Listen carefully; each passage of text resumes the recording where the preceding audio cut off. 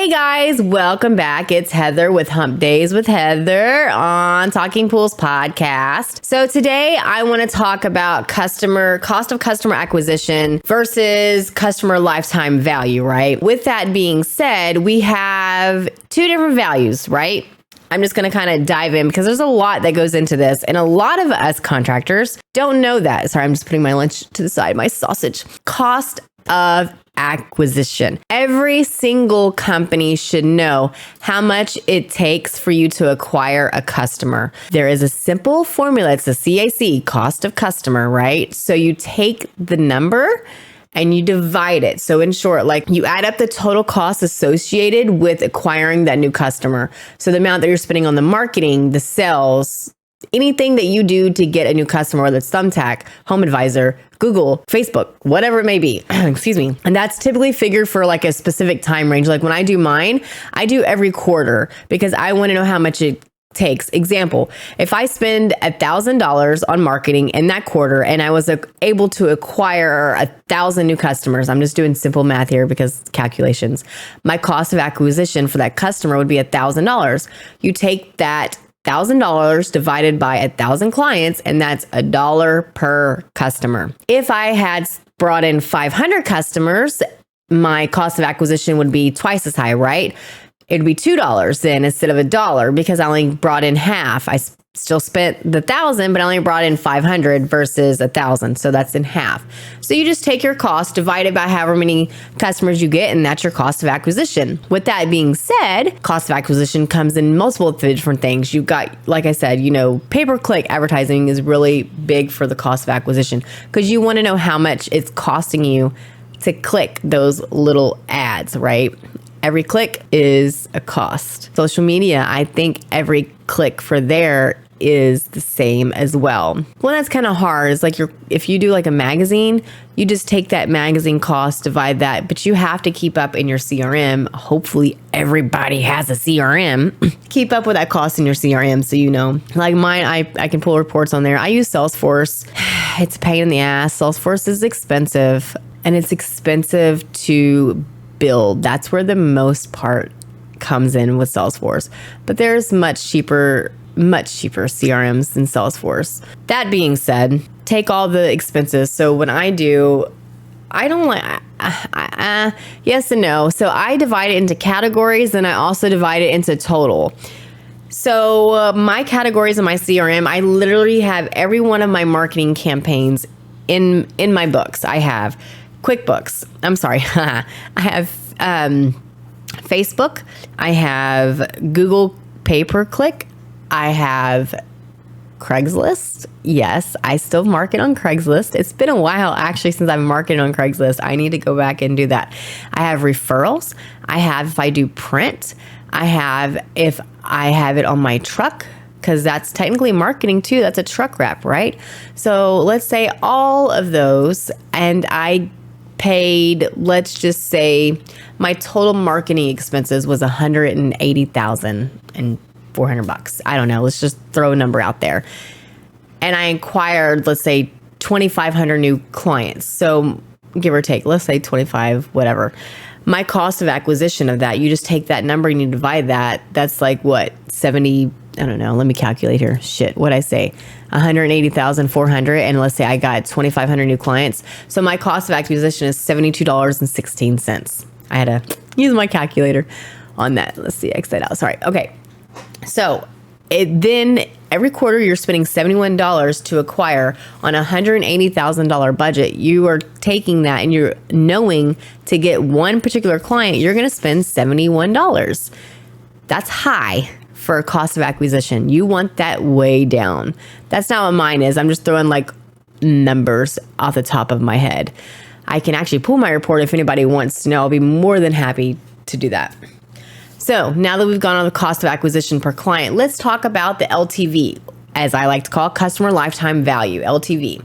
So that's the amount that your company makes from each customer during the lifetime of that customer. So from year 1, year 2, year 3, all the way up until that customer decides that they're no longer your customer. Average customer lifespan. How long does it take for that customer to remain a customer? What is your average lifetime for that customer? Do you even know that? Some people probably don't. My average lifetime when I cleaned pools was 5 years. My most was 9. And I've had some of my clients that were from day one until the day that I sold my route. I had like a good 60 of those clients still left. But my average lifetime was 5 years for all of my clients when I clean pools. Then you're going to want the rate of retention from each customer. So what I mean by that, the percentage of the customer who buys again. And I'm not talking about like your weekly cleaning, your filter cleans. I'm talking about, Joe Blow, my pump is out. You're going to need to drop $1,200 to install this VS pump. Are they going to go to you, or are they going to go to another company? And how do you handle that as a business owner? Do you allow them to do that, or do you fire that customer? What is your perspective on that? I'm curious. So drop a note in the comment, because I'm really curious how some of y'all handle that, or buying online and then installing it. Next is your profit margin per that customer. So if that customer is doing a good retention on you, for you, not on you, but for you, how is that profit margin on that customer outside of weekly service? Is it every repair? Do you actually keep? Do you sell them? Do you upsell them? What is that margin? Because when that margin comes into place, you will also know if that's a good customer to keep, if that's a bad customer to keep. What happens is when you calculate that profit margin for that customer, you of course have got to take your net income for that customer, which is what every customer spends minus the cost, the CAG, CAC, right? I'm going to use my acronyms. And then you're going to divide that number by that revenue of that customer over their lifetime and multiply by 100 to get the percentage. Very simple math. So that's the profit margin. Unless your books does that, like QuickBooks will do that. Of course, you have to enter it correctly. But if you want to do it manually, very simple, dividing and then multiplying. Average amount each person spends lifetime as a customer, not just your profit margin, but the lifetime. Simple calculation. Add up what the customer total spends. Divide that by the number of customers. When you do these things, and there's one more that I do as well, when you do these things, you can actually start looking at, hey, if I'm spending $76 per this customer, that's how much it costs me to acquire this customer. My profit margin is 10%, and it better not be, but I'm just saying it's 10%, that my average customer is spending $500. Why is that so low?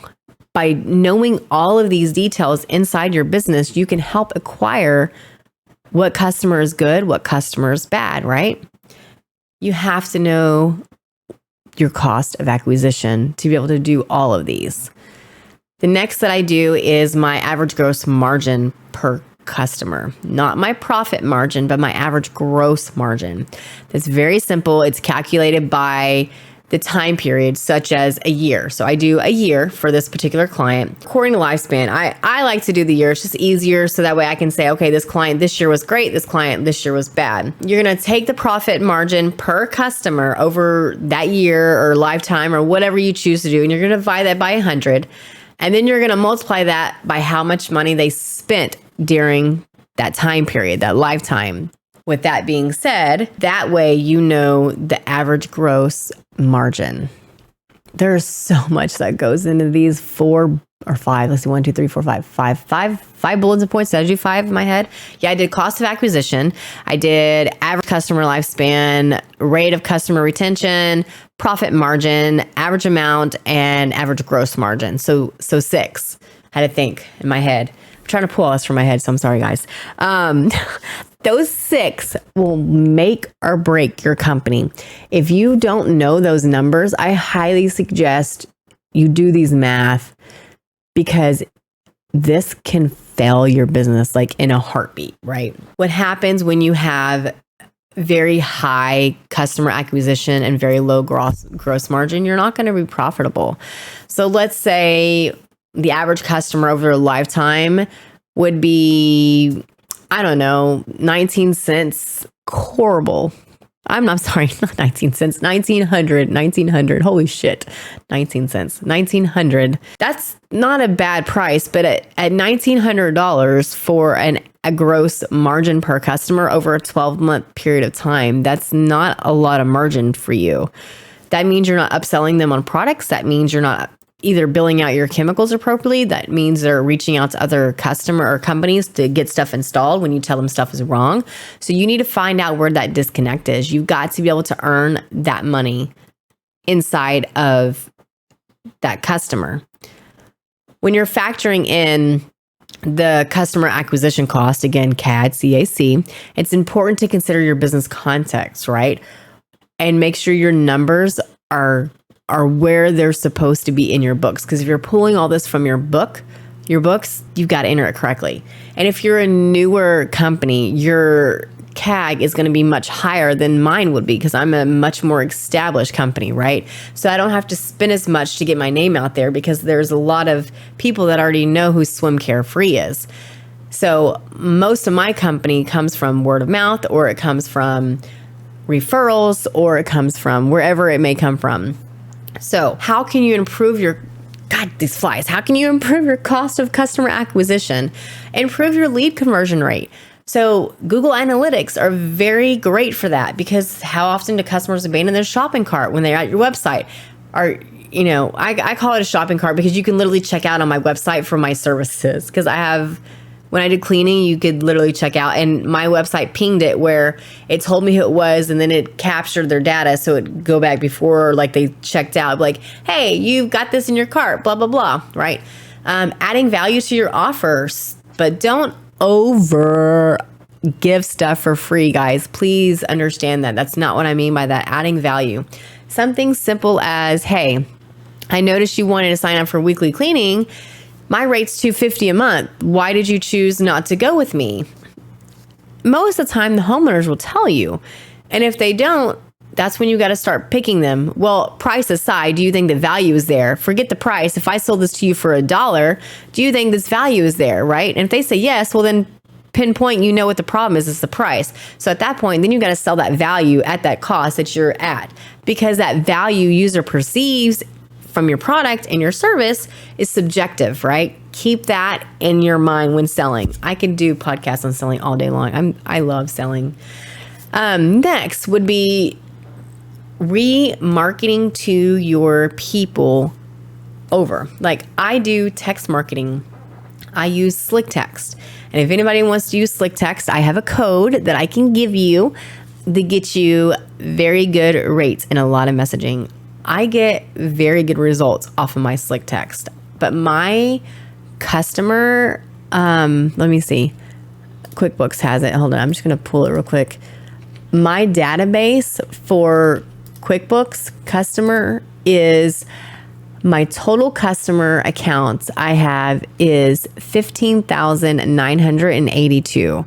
So my Slick Text goes out to every single one of those clients that I have, whether it be for a filter clean or a remodel. I will tell y'all guys, the number one thing that I get, if you are just starting your business, seasoned people, please don't do this. You can, but if you need extra money, but newcomers, if you have a database, whether it's 15 clients, 30 clients, 40 clients, whatever it may be, send a 50% off coupon or even 75% off coupon for a filter clean, but not if you sell your filter cleans at like $25, $30. Like, my filter cleans were $200 to the client. So I would send out a 50% off coupon to give to a friend that needed it. So here's my trick for that.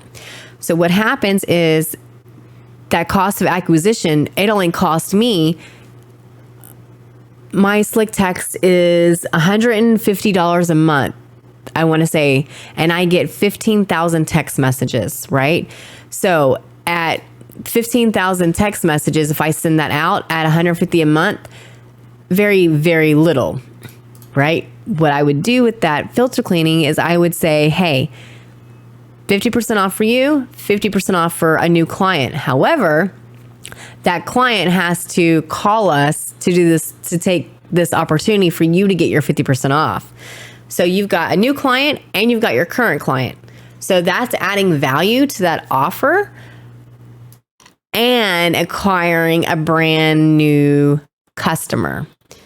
So then your customer acquisition cost is low because you're only marketing to this one. It didn't cost you anything to get that new customer.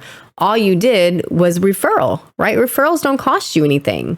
That customer took it to one of their friends and then you're in that backyard. Hell, I've even done it where it was free for a friend and 50% off for them or free for both because it cost me $60. At that point, then you're going to have, that cost for that because that 50% off is going to cover your cost. Does that make sense? I hope so. Anyways, so with that being said, make sure you use all these formulas to go through and help. My time is like 15, 16 minutes. So I'm going to kind of cut it off here. I could go on and on about this, but make sure you're benchmarking all these. Make sure you are reaching out in your customer cost of acquisition. Again, go back to the beginning podcast, listen to those 6 brilliant, wonderful information that you need to know. All right, guys. Well, this is Heather. Hope it's been helpful. Until next Wednesday. See you guys. Bye.